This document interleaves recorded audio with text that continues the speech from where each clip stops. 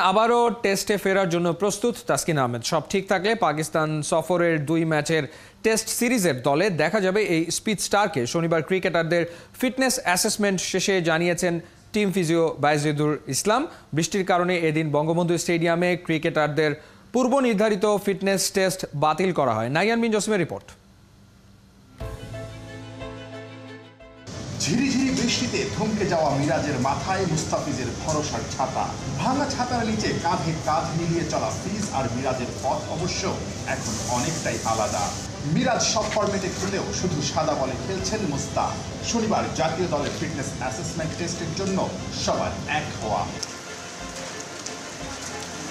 সাত সকালে বঙ্গবন্ধু স্টেডিয়ামের অ্যাথলেটিক ট্র্যাকে জাতীয় দলের ফিটনেস টেস্ট হওয়ার কথা ছিল, কিন্তু বৃষ্টিতে সেই পরিকল্পনা বন্ধ। শেষ পর্যন্ত বেঞ্চ প্রেস, স্কোয়াড আর চিন আপে ক্রিকেটারদের অ্যাসেসমেন্ট আটকে ছিল হোম অফ ক্রিকেটে জিমের 4 দেয়ালে। ওভারঅল যারা যে বেঞ্চমার্ক ছিল চেষ্টা করছে যে বেঞ্চমার্কের কাছাকাছি যাওয়ার জন্য। মোস্ট কেসেস ম্যাক্সিমাম প্লেয়াররা ইমপ্রুভ করছে, এতটুকু বলা যায়। স্কিল ক্যাম্প আগামীকালকে থেকে কাজ করবে।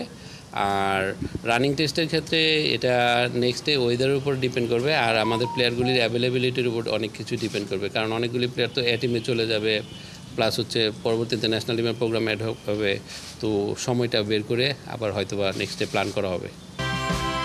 বৃষ্টিস্নাত গুমরা দিনেও তাসকিনের মুখে স্বস্তির হাসি।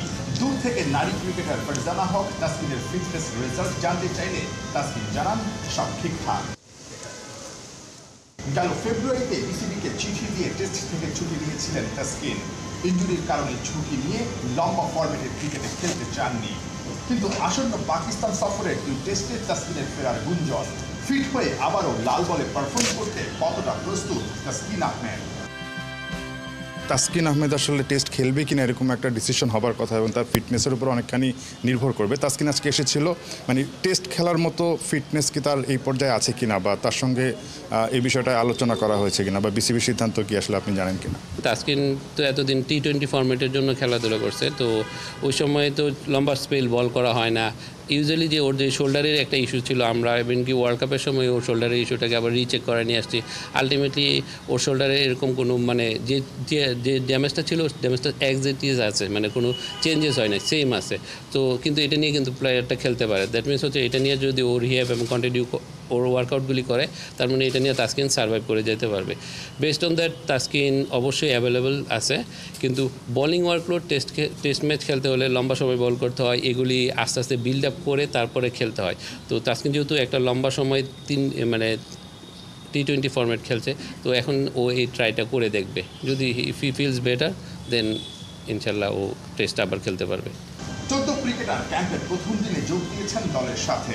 রোববার থেকে চন্ডিকা হাথুরু সিংহের অধীনে মিরপুরে শুরু হবে ক্রিকেটারদের স্কিল ট্রেনিং। 17 আগস্ট 2 ম্যাচের টেস্ট সিরিজ খেলতে পাকিস্তান যাবে বাংলাদেশ দল। নাহিদ বিন জসিম, 71।